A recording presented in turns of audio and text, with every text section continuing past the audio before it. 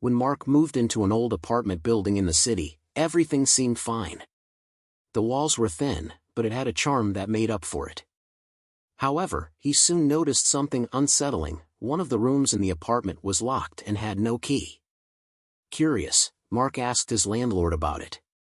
The landlord, a quiet man in his late 60s, gave him an odd look before replying, "That room hasn't been opened in years. No one ever stays in it." One night, after a few drinks with friends, Mark joked about unlocking the door. His friends dared him to do it. The next evening, he found an old hairpin in his drawer and decided to give it a try. To his surprise, the lock turned easily. As the door creaked open, he stepped inside. The room was empty, but everything was covered in a thick layer of dust. What struck him as strange was the perfectly clean circle in the middle of the floor. In the center of the circle was a small, blackened chair, turned slightly toward the corner. Suddenly, Mark heard a whisper behind him.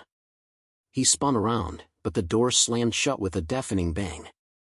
Panic gripped him as he tried to open the door, but it was stuck. The whispering grew louder, now a chorus of voices, all chanting, "Stay with us." Finally, after what felt like an eternity, the door flew open on its own. Mark stumbled out, shaken. He never spoke to the landlord again, and he moved out the next week.